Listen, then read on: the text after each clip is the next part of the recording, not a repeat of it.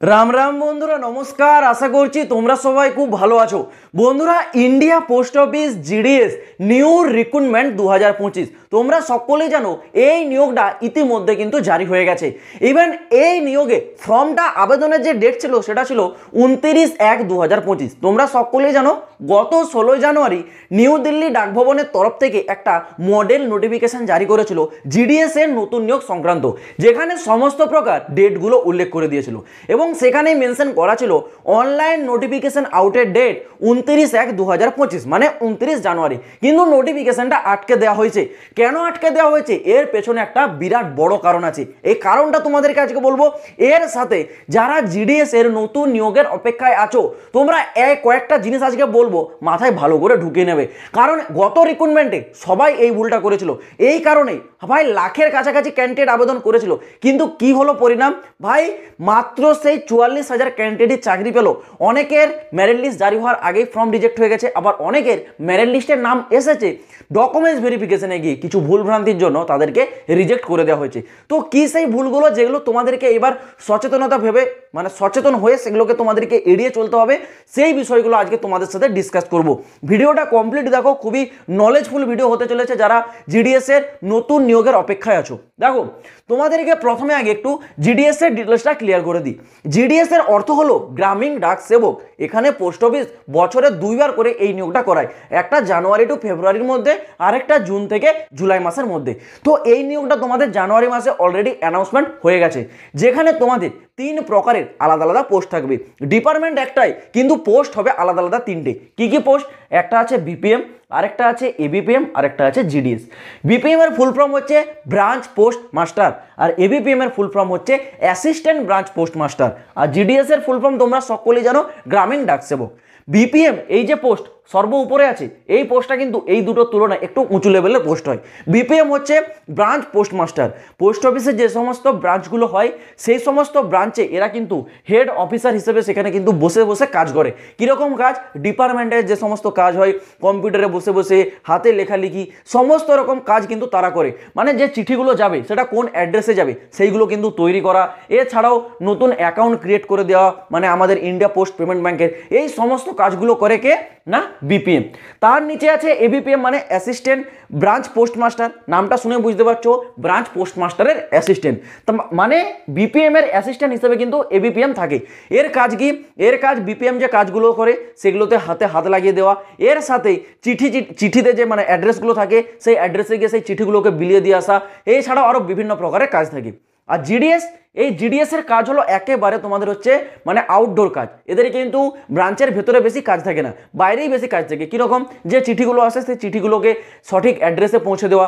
এছাড়াও India post অফিসে যদি কোনো রকম স্কিম আসে বা কোনো প্রকার সরকারি যদি কোনো প্রকল্প আসে, সেই সমস্ত প্রকল্প বা স্কিমগুলো সম্বন্ধে কিন্তু মানে লোককে গিয়ে প্রচার করা, গ্রামে গ্রামে বাড়িতে বাড়িতে গিয়ে প্রচার করে দিয়ে আসা, এই সমস্ত কাজগুলো থাকে জিডিএস। ওকে, তো 3টে পোস্টের ক্ষেত্রে স্যালারি একটু আলাদা আলাদা থাকে। কেমন আলাদা?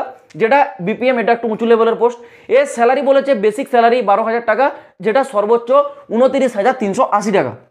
আর যারা এবিপিএম আর জিডিএসে যাবে এই দুটি পোস্টের স্যালারি একই রকম থাকে, যেটা বেসিক থাকে 10,000 টাকা এবং সর্বোচ্চ 24,470 টাকা। এই অনুযায়ী স্যালারিটা দেওয়া হয়।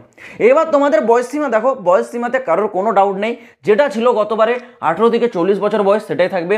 কিন্তু যারা ওবিসি ক্যাটাগরি ক্যান্ডিডেট তারা পাবে 3 বছরের ছাড়, আর যারা এসটিএসসি তারা 5 বছরের ছাড় পাবে।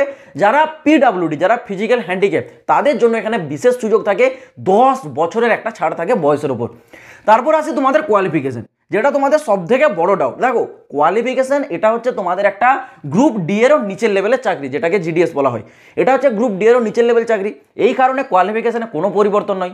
যেমন তোমাদের 10 পাস থাকে, সেম তোমাদের এখানেও কিন্তু মাধ্যমিক পাসই থাকবে। এবার তোমাদের অনেকের একটা দুটো প্রশ্ন থাকে যে দাদা এখানে 10 পাসের সাথে সাথে কি কম্পিউটারের সার্টিফিকেট চাওয়া হবে? ভাই, কম্পিউটারের সার্টিফিকেট এখানে কোনো প্রকারই চাওয়া হয় না। কম্পিউটারে কোনো সার্টিফিকেট এখানে তোমাদের প্রয়োজন হয় না। যেটা তোমরা ভাবছো যে ডকুমেন্টস ভেরিফিকেশনে কম্পিউটারের সার্টিফিকেট দেখাতে হবে, এটা একদমই নয়। আর আরেকটা প্রশ্ন তোমাদের যে এখানে ড্রাইভিং লাইসেন্স প্রয়োজন কিনা?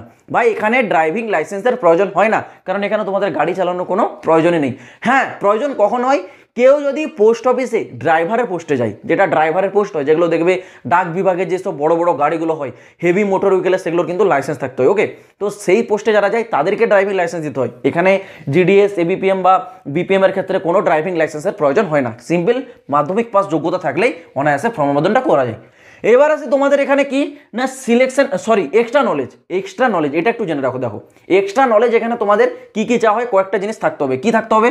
সর্বপ্রথম তোমাদের তোমাদেরকে সাইকেল চালানো জানতে হবে, কারণ এই যে পোস্ট এবিপিএম আর জিডিএস এদের কাজ হচ্ছে কি, তোমাদেরকে যেমনটা বললাম ফিল্ডে গিয়ে চিঠি পৌঁছে দেওয়া আসা। তো সেখানে যাবে কি করে, 4 কিলোমিটার 5 কিলোমিটার তোমাদেরকে সাইকেল চালিয়ে যেতে হবে। তো সাইকেল চালাতে ভাই জানতে হবে। ওকে, এটা বলেছে, এর জন্য কোনো সার্টিফিকেটের প্রয়োজন হয় না। তারপরে বলেছে লোকাল ল্যাঙ্গুয়েজটা কি, তুমি যেখানকার বাসিন্দা, ধরো তুমি পশ্চিমবঙ্গের বাসিন্দা, তুমি পশ্চিমবঙ্গে আবেদনটা করছো, তাহলে পশ্চিমবঙ্গের যে লোকাল ল্যাঙ্গুয়েজ সেটা কি, বাংলা ভাষা, সেটা তোমাদেরকে জানতে হবে।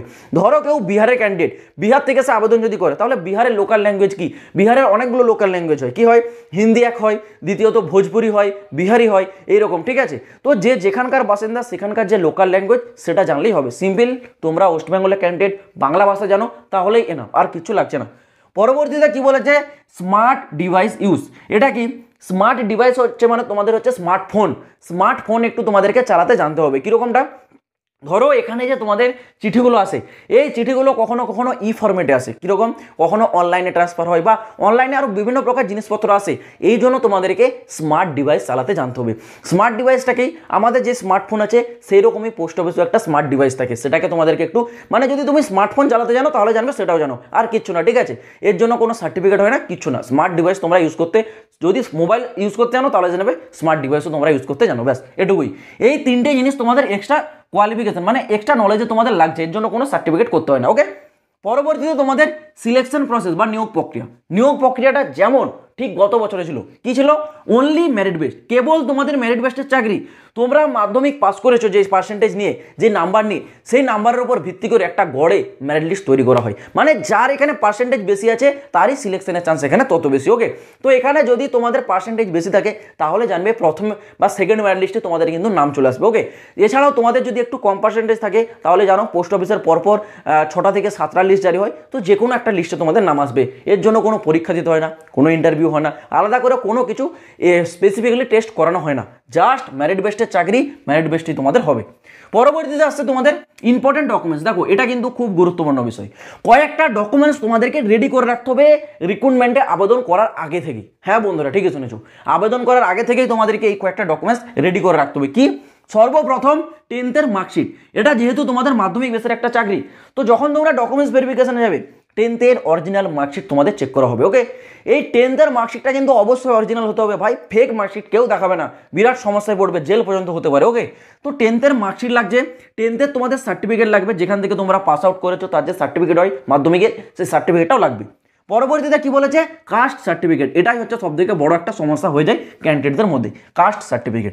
ভাই কাস্ট যে সার্টিফিকেট এটা হচ্ছে সেন্ট্রালের দরকার, কারণ এই ইন্ডিয়া পোস্ট অফিস মানে পোস্টাল ডিপার্টমেন্ট, এটা কিন্তু রাজ্য সরকারের নয়, এটা হচ্ছে কেন্দ্র সরকারি, সেন্ট্রাল গভর্নমেন্টের আন্ডারে। তো এর যে রিক্রুটমেন্ট, এখানে রাজ্য সরকারের সার্টিফিকেট কেন অ্যাকসেপ্ট করবে ভাই, যেহেতু এই সংস্থাটা সেন্ট্রাল গভর্নমেন্ট চালাচ্ছে, তো সেন্ট্রাল গভর্নমেন্ট তার নিজস্ব যে সার্টিফিকেট হয় সেটাই অ্যাকসেপ্ট করবে। তো এই জিনিসটা তোমরা বুঝে রাখো, কাস্টের সার্টিফিকেট এসটি, এসসি, ওবিসি এই তিনটে কাস্টের যে সেন্ট্রাল সার্টিফিকেট ফরম্যাট হয় সেই ফরম্যাট অনুযায়ী তোমরা তৈরি করবে। এসটি এসসি তো একটা ফরম্যাটেই হয়ে যায়, ওবিসির জন্য আলাদা ফরম্যাট। আবার যারা ইডাব্লিউএস আছো তোমাদের জানো, তোমাদের হচ্ছে প্রতি বছরে কিন্তু সার্টিফিকেট রিনিউয়াল করাতে হয়। ওকে, তো ইডাব্লিউএস এর যে সার্টিফিকেট হয় সেটাও কিন্তু সেন্ট্রালের হয়, আর সেটাকেও অবশ্যই কিন্তু নতুন করে করতে হবে, কারণ এর ইডাব্লিউএস এর যে সার্টিফিকেট সেটা 1 বছর পর ভ্যালিডিটি তার শেষ হয়ে যায়। যদি তোমাদের রিসেন্ট করা থাকে তাহলে তো খুবই ভালো, যদি আগের বছরে থাকে তাহলে যদি মনে করো যে এই রিক্রুটমেন্ট আসার আগে তোমার এক্সপায়ার হয়ে যাবে তাহলে তোমরা নতুন করে আবার কিন্তু অ্যাপ্লাই করে দেবে। ওকে, তারপর বলেছে পাসপোর্ট ফটো, এটা সবার কাছে থাকে, যদিও তাও আমি বলে দিচ্ছি রিসেন্ট পাসপোর্ট সাইজের ছবি দেবে, অনেক আগের 3 বছর 4 বছর বা 1-1.5 বছর আগেরও ছবি কিন্তু কেউ দেওয়ার চেষ্টা করবে না। এখন রিসেন্ট তুলে নাও, 1-2 মাসের মধ্যে সেই ছবিটা আপলোড করবে, সেটা কিন্তু সব থেকে বেস্ট হবে। এই কয়েকটা ডকুমেন্টস তোমরা আগে থেকে কিন্তু রেডি রাখবে ফর্মটা আবেদন করার আগেই, কারণ এগুলো পরে কিন্তু আর রেডি করতে তোমরা পারবে না, শুধুমাত্র এই পাসপোর্ট সাইজ ফটো ছাড়া, বাকি এগুলো কিন্তু আগে থেকে তোমাদেরকে রেডি করে রাখতে হবে। এইবার তোমাদের বলে রাখি নোটিফিকেশনটা কেন পেন্ডিং আছে। যেই রিক্রুটমেন্টের নোটিশ আগে জারি করেছিল 16 জানুয়ারি মডেল নোটিশ, সেখানে তো বলা ছিল 29 জানুয়ারি 2025 থেকে তোমাদের ফর্মটা আবেদন শুরু হবে, কিন্তু ফর্মটা এখনো আবেদন শুরু হয়নি কেন? কারণ নোটিশটা তোমাদের পেন্ডিংয়ে পড়ে গেছে। এই পেন্ডিংয়ে পড়ে থাকার সবথেকে বড় কারণটা কি জানো? বলে দিচ্ছি, দেখো সবথেকে বড় কারণ হচ্ছে ইলেকশন, ঠিক আছে? ইলেকশন, দিল্লিতে ইলেকশন চলবে, এই কারণেই তোমাদের হচ্ছে এই নোটিফিকেশনটা পেন্ডিং পড়ে গেছে। তাও এটা বেশি দিন পেন্ডিং থাকবে না, এটা তোমাদের হয়তো আগামী সপ্তাহের মধ্যেই ক্লিয়ার করে জানিয়ে দেওয়া হবে, নোটিফিকেশন আউট করে যে তোমাদের ফর্ম আবেদন কবে থেকে শুরু হবে। বর্তমানে তোমাদের এই নোটিশটাকে পেন্ডিংয়ে করে দেওয়া হয়েছে, যেটা 29/1/2025 আউট করার কথা ছিল, কারণ দিল্লিতে ফেব্রুয়ারি মাস থেকে একটা ইলেকশন চলবে, এই কারণে কিন্তু এই নোটিফিকেশনটা এখন পেন্ডিং করা হয়েছে। তো যাই হোক, আগামী সপ্তাহে হয়তো তোমাদের নোটিফিকেশন জারি করে তোমাদের একটা আপডেট করে দেওয়া হবে যে কবে থেকে ফর্মটা আবেদন শুরু হবে। তো তোমরা কেউ চিন্তা করো না, যারা চ্যানেলে নতুন আছো চ্যানেলটাকে সাবস্ক্রাইব করে চ্যানেলটার সাথে যুক্ত থাকবে, কারণ এই channel India post office GDS related প্রতিটা লেটেস্ট আপডেট সব থেকে আগে তোমাদের কাছে পৌঁছে দেবে। তো চলো বন্ধুরা, আজ ভিডিওটা এই পর্যন্ত থাক, দেখা হচ্ছে আবার পরের ভিডিওতে নতুন কোনো আপডেটের সাথে। জয় হিন্দ, বন্দে মাতরম।